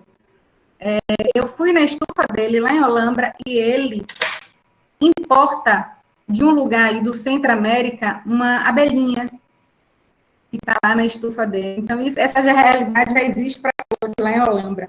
Mas, assim, tudo isso é conhecimento, eu acho que a gente está crescendo. Esse grupo aqui, eu acho que está mais na frente com essa questão da conscientização ambiental. Sem a conscientização ambiental, a gente também não consegue dar um passo na frente, né? Então, por isso que eu falo que educação, tecnologia, práticas, tudo isso tem que andar em conjunto, né? Não existe um fator só que vai alavancar. Quando eu fui professora, eu gosto de dar exemplos práticos, que o Jani falou, é difícil convencer o produtor para entrar aqui no nosso ritmo de práticas mais sustentáveis. Dificílimo, Jani. Eu fui professora aí da escola de Seabra e tinha vários alunos, filhos de agricultura familiar, alguns que produziam tomate em sua fazenda. Eu era professora de agroecologia, ele queria que eu fosse conhecer o pai dele. O pai dele já me conhecia de nome, né? Mas ele falava, Renata, eu quero convencer a meu pai a sair dessa produção de tomate. Mas aí que entra o governo, né? Os financiamentos. Isso de financiamento só com agrotóxicos não é só na Chapada, não, é no Brasil todo. Então, quando você vai no banco para pegar um financiamento, ele quer saber qual é a tecnologia. Essa tecnologia hoje está baseada nessas práticas de agrotóxico, de fertilizante, esse pacote tecnológico. Eu não gosto de nome pacote tecnológico, porque cada um tem uma realidade, cada um tem um objetivo. Então, a gente precisa ajustar, né, conforme o objetivo de cada um. Quando eu falo, muitas coisas, gente, eu poderia falar, adorei também essa troca, mas não vou me prolongar muito, não, porque eu acho que tem mais pessoas querendo falar, e eu poderia falar aqui muitas coisas. Vou ficar por aqui, foi um grande prazer encontrar vocês, e espero que a gente se encontre mais vezes. Olha, essa questão que Renata falou aí do financiamento é muito, eu acho um pouco grave, né? Porque realmente se a gente, uma agricultura familiar que já está no costume de usar produtos mais orgânicos e chegar a financiamento, não, você não vai passar porque você tem que usar um determinado X de agrotóxico, etc. Que eu também já ouvi que Renata já tinha me falado isso. E isso é sério, né? Na política já contorcida, a gente tem que ver qual seria um meio mais adequado. Mas isso aí a gente vai ter que ter outras conversas. Mas agora eu passo para quem agora? Alessia? Que né? Alessia, por favor. Pronto. Renata chegou bem onde eu queria, na invisibilidade dos agrônomos dos municípios. Eu ainda ia voltar ao tema do invisível. Quando eu citei a invisibilidade da agricultura familiar, eu citei no contexto da sua realidade, do seu município, entendeu? Porque, assim, a falta do apoio para a produção, a falta da política pública realmente voltada e calçada, entendeu? Para os agricultores familiares do município, não é para um, dois agricultores, é para o município como um todo. Como nós somos municípios turísticos também, vejo também essa possibilidade do turismo consorciado com a agricultura. Mas nós vemos isso, nós, aqui fora. Quem tem o poder da caneta, sabe, não enxerga a visibilidade, a invisibilidade que eu falo nesse contexto da política pública voltada para o segmento, como um todo, não é com prioridade, priorizando A e B, não, como um todo. Porque se não caminhar para o todo, não funciona. E o cooperativismo também, como o senhor Jani falou ali, é verdade. Palmeiras não tem uma cooperativa. Nós temos, nós temos várias cooperativas na nossa Chapada, que deram certos e que caminham com suas próprias pernas, mas é muito difícil, como Fabiana falou, como o Serginho como todo mundo fala, o problema cultural, sabe? Eu só quero trabalhar mas eu acredito que diz que água mole em pedra dura, tanto bate até que fura, que a gente já está assim bem lá na frente, já caminhamos com relação a isso, a gente já pode sentar, a gente já dialoga, a gente já comercializa junto, entendeu? Mas o grande entrave está na política pública voltada para o segmento. Eu moro aqui há 23 anos, eu nunca vi um agrônomo dentro desse município, trabalhando, vez de passagem, entendeu? Esse é aí que está o problema, nós não temos apoio, nós não somos enxergados nesse sentido, somos grandes, somos em produção, nem tanto, mas dá para sair, dá para comercializar, se a produção tiver embasada, tiver base, tiver um técnico agrícola que trabalhe para todos, que tenha uma secretaria de agricultura atuante, que eu nunca vi também aqui, que tenha agrônomos disponíveis, entendeu? Que disponíveis até está, né, Renata? Mas não são contratados, não são valorizados, porque nós que precisamos deles não existimos, de fato, para as políticas públicas voltadas para esse segmento. Quando eu falo da invisibilidade, é isso, porque eu tenho 1,5 m, mas eu sou grande, viu? E quem anda comigo, tipo Laura e a maioria sabe disso, que quando a gente olha como um todo, uma andorinha só não faz verão. mas é uma coisa muito difícil também de você colocar que sozinho você não vai para lugar nenhum. Você botar sua barraquinha sozinha na feira e não olhar para o seu colega do lado, não, também não funciona, entendeu? Então é isso. A invisibilidade pega todos nós, porque pecamos muito no poder público, naqueles a quem colocamos para ter domínio da caneta. Viu? Nosso município agora tem uma pérola no orçamento dele ter 40 mil reais, 42 mil reais para a agricultura. Eu também pesquiso isso. A gente vai pesquisando, eu abro tudo. A Loís também está sempre por dentro disso. Então, a gente peca por isso. Não é porque a maioria não tem conhecimento, não tem.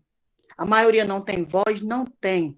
Mas nós sabemos trabalhar a nossa terra, nós sabemos como fazer e o que fazer dentro daquele nosso contexto, mas a gente precisa de mais. A gente precisa de muito mais. Afinal de contas, somos ou não somos os 60% que botamos a comida na mesa do nosso Brasil? Ou vamos deixar tudo para a boiada passar direto? Não. Somos nós. Somos nós. E sem o apoio real, nós não conseguimos avançar. Eu vou sair todo sábado para ir ali, que eu já faço isso há 10 anos, para ir ali no meu box, no mercado de Palmeiras, apenas vender minha polpa e a minha galinha, e eu não vou sair disso. Porque ele caminha comigo, com a agricultura familiar, que eu falo, não é só com a agricultura familiar. Ele não caminha junto. Isso eu não tenho nem medo de lhe dizer, porque eu já estou aqui há 23 anos e eu já vi várias e várias gestões. Não estou falando de gestão única, estou falando de poder público geral, dos que eu já vi passar e dos que ainda estão por vir, não sei, eu tenho que acreditar no amanhã. Então, eu prefiro que o próximo que venha nos apoie, que a gente precisa de apoio, a gente precisa de agrônomo, a gente precisa de veterinário, a gente tem aqui, tem gado, a gente tem pequenos animais, e a gente não tem a quem recorrer, a não ser ao Google, à internet, aos blogs, sabe? Eu acho isso triste. Eu acho isso triste, viu? Aqui nós nunca tivemos o selo da agricultura familiar, eu tive. Mas eu individual. Faz muito tempo que eu consegui. Só que o sim é de suma importância para os nossos municípios. Nós não temos o nosso leite, os nossos derivados animal na merenda escolar, porque nós não temos um sim, viu? Mas nós temos ali o Chapada Forte, o consórcio Chapada, que poderia trabalhar isso, se fôssemos nós que estivesse lá. Nós, entendeu? Porque a alegação para o sim, eu vou ser mais rápida com relação a isso, é que fica caro para os municípios uma equipe com veterinário, com a parte da vigilância sanitária, não sei o que, com tudo isso, eles alegam que é muito caro para o município, sim, mas se nós procuramos viver em associações, eles não podem se unir em prol dos próprios municípios para colocar esses municípios para frente, entendeu? Para dar valor ao que você tem dentro do seu município, porque nós somos ricos, mas nós não sabemos disso. Nós somos ricos, viu? Então, é isso. Muito obrigado por ter me convidado, Cristiane. Eu adorei a mesa redonda, adorei a fala eu tive muito proveito na fala de todos, sempre tive um ganchinho ali, outro ali, inclusive, né, Serginho, o território muito nos ensina para isso, essa vivência, essa abertura de horizontes, porque eu também não nasci sabendo de tudo isso, não. Foi a vivência e a experiência de outros que eu fui assimilando. Então, muito obrigado por ter me chamado e, se precisar, estou às ordens. Que bom que está muito boa essa reunião, essa mesa redonda. Eu acho que isso que é o importante, essa conversa produtiva e que a gente possa ter mais afinidades né? Principalmente aqui nós, aqui estamos em Palmeiras, a realidade, eu vivo em uma realidade, mas eu sempre admirei essa questão de agricultura familiar, né? Mas eu sendo bióloga, botânica, também o que puder colaborar, né, tá ajudando, apoiando, eu estou à disposição, assim, nesse sentido. Eu acho que agora é Laura, né? Laura, você está aí, Laura? Claro, com certeza, não dá para perder nada desse momento. Pois é, e como a amiga Alessa falou, a gente anda lutando para vender os nossos produtos. Eu trabalho na feira desde meus 12 anos e tenho muito orgulho disso. E hoje eu queria dizer que essa escola que eu aprendi lá atrás, hoje está ajudando a outras pessoas que não conseguem escoar seus produtos. Porque eu tenho conhecimento e vou à luta de vender esses produtos, nem só os meus, produtos de meus colegas também, né? Hoje a gente está lutando aqui, como vocês falou do turismo aí, para tentar fazer uma cozinha comunitária aqui na comunidade do Matão, que é um grupo de mulheres, professores, amigos, onde essa cozinha deve beneficiar várias comunidades aqui no nosso município, porque são as frutas que vão para o chão, que perdem, né? É nosso objetivo hoje fazer isso. E tem Deus que a gente vai conseguir através de apoio de amigos, professor, de pesquisador, várias pessoas. Essa é a nossa luta. A nossa luta é desenvolver o nosso município, né? Hoje, o que eu trabalho é para ver o nosso município desenvolver, porque sem desenvolvimento a agricultura vai ficar parada. E é isso que é o meu sonho. Junto com a Alessa, a gente conheceu há um tempo atrás já. Sem ela, eu não tenho o conhecimento que eu tenho hoje. Dou muito a desenvolver meu trabalho também. E a gente trabalha junto, graças a Deus, há um bom tempo já. E foi um prazer, Cris. Quero agradecer a todo mundo da fala, foi muito importante, de todo mundo, muito proveitosa. Cada uma delas eu tirei uma experiência nessa noite. E eu só queria agradecer, só tenho a agradecer. Joia. Acho que é Jani. Jani, sua fala, por favor.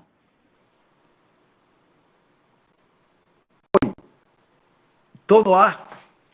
Fala final. Fala final. Então, gente, realmente essas últimas falas aqui, a gente ficou meio parado, meio refletiu. Então, como diz, parece que pesou assim esse abandono, aí tem um clima de abandono, mas nós temos que nos centralizar nessa força que nós carregamos dentro de nós, que Deus nos deu, e apoiar, como diz a Laura, aos amigos, e nós temos que vencer essa luta. Essa luta já vem de muito tempo, e eu vou confessar uma coisa para vocês todos. Quando eu cheguei nessa Bahia em 87, dia 3 de setembro de 87, que eu vi uma imensidão de terra, que não tinha nem cerca. Eu acostumado no Rio Grande do Sul, com as pequenas propriedades, todas com cerca, né? 6 meses de gelo, 6 meses de frio. Aqui não tem frio, o frio que fazia era 12 graus, 8 graus, que é quente. Hoje eu já estou sentindo frio. Isso aqui é o céu. Então, o desafio nosso hoje, amigos, companheiros, é isso. Ainda bem que tem um secretário de Agricultura do município aí, que pode convergir essa força aí para a gente fazer um consórcio. Eu sempre pensei isso, Palmeiras, Iraquara e Ceabra. Dá um consórcio para fazer o que a Alessia disse ali. Para um fica pesado, talvez para 2 e para 3 fica melhor. Se Lençóis entrar nessa parceria, de certas feitas eu estava conversando com Manu, uns 20 anos atrás, eu conheci ele, Manu foi prefeito uma vez, depois veio o Luceno, veio o Marcão, hoje é filho do Luceno. E, gente, a Lençóis precisa de uma agricultura. Poucas coisas se fazem no município, como você disseram, de agricultura. Me parece que, às vezes, essa vontade política está amarrada ainda no coronelismo de lá de trás. Me parece que, às vezes, não tem interesse que o pequeno produtor cresça, que se o produtor crescer, a gente vai estudar os filhos vão virar advogado, vão voltar para a cidade de Palmeiras, de Iraquara, vão virar político, vai mudar o berço político. E nós temos berço político que tem 100 anos que manda. Vocês conhecem bem Mocogê, Iraquara e Ceabra. Seu pobre, como é ousado, ele se estudar, minha gente. Pronto, muda o mundo. Uma vez um bispo de Porto Alegre, Dom Vicente Scherer, disse: pequenas coisas em lugares pequenos mudam o mundo. E o pior é que hoje essa conversa aqui pode mudar a gente. Vamos se encontrar, passar os contatos aí de todo mundo e tentar montar esse consórcio de ideias e talvez eu penso muito em levar meu tomate para a barreira. Já tem até quem compra. Mas quem sabe não pode ir mais uma polpa, mais não sei o quê, mais algum negócio. Vocês sabem muito bem, vocês vão no mercado, na quitanda, compram um brócolis. Eu fico apavorado, o brócolis vem lá de uma vizinha cidade chamada Caxias do Sul. Se vocês olhar lá em cima daqueles brócolis lá em Ceabra, em Palmeiras, está o código 054. Fico, meu Deus do céu, por que a gente não produz um brócolis aqui em Ceabra? Tem a Xureia ali, que é fria, tem a região de Iraquara, que tem uma altitude, né? Piatã, de clima frio, para produzir brócolis, couve-flor. Então, aí volta ao conhecimento, volta à tecnologia. Então, vamos nos aventurar mais, vamos nos encontrar e a gente pode ser mais feliz. Queria também agradecer a fala de todo mundo, que eu também, como diz a dona Laura, tirei um proveito de cada um. Que a Alex falou, eu só tenho 1 metro, eu tenho 1,5 metro, né? Mas o negócio é a gente ser grande nas ideias. Tá certo, gente? Uma satisfação enorme. Como diz o gaúcho, o meu rancho está de portas abertas, certo? Na terra minha não fala casa, fala rancho. Então, meu rancho, estão vendo aí, ó, é adobo. Então, estamos aqui. Um grande abraço a todos aí, gente. Satisfação enorme. Que Deus abençoe a família de vocês todos.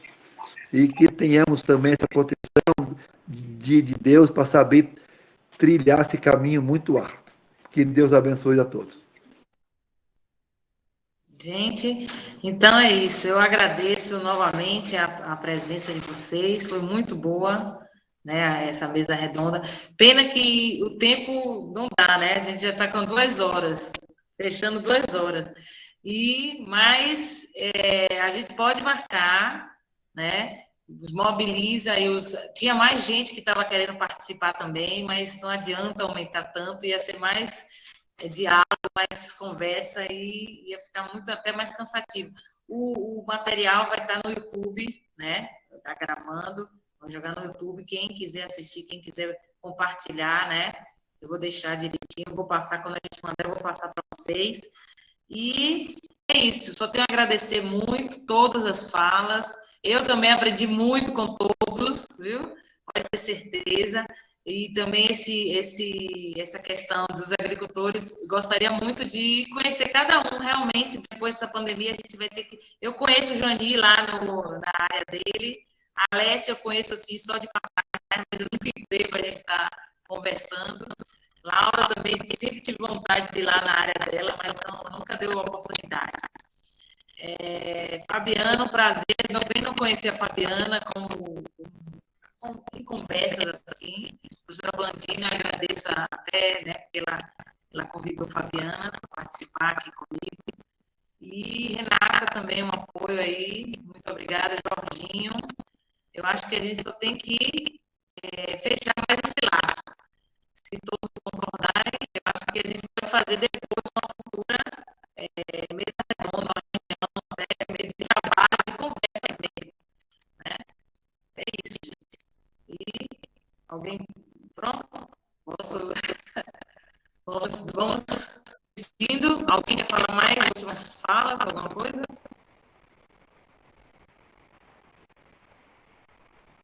Eu acho que muitas coisas, né? Agradecer. Para mim, eu estou feliz, eu estou satisfeito, muito feliz mesmo nesse momento. Espero que isso aconteça mais vezes, a gente vai conversar assim.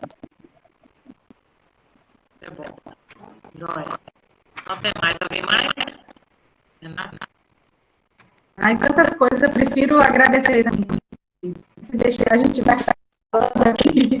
Cada um em nosso humor, essa Laura, também com suas palavras, assim, são emocionantes escutar vocês, é muito emocionante. Professora Fabiana, Geni, acho que cada um também colocou algo a mais hoje na minha experiência e só tenho a agradecer, foi ótimo. Vamos marcar outras vezes, sim. Com certeza, viu? Então, aí a gente vai conversando. Eu tenho o de todos e a gente vai estar mobilizando, até mesmo que agora vai ficar um pouco mais em cima aí com os agricultores. Vamos ver como é que a gente faz essa cooperativa, né? Eu acho que a gente tem que ter uma liderança que precisa realmente estar mobilizando. É difícil, porque as coisas, os projetos, são mais nesse sentido, né? Eu acho que um sozinho, como vocês vão falar, um só não faz milagres. Então, em conjunto, pensando unido, que pode ser que ande mais um pouco. Viu, gente? Então, uma noite para todos aí e até. Boa noite. Fabiana, quer falar alguma coisa? Não sei. Não? Ok, né? Até mais.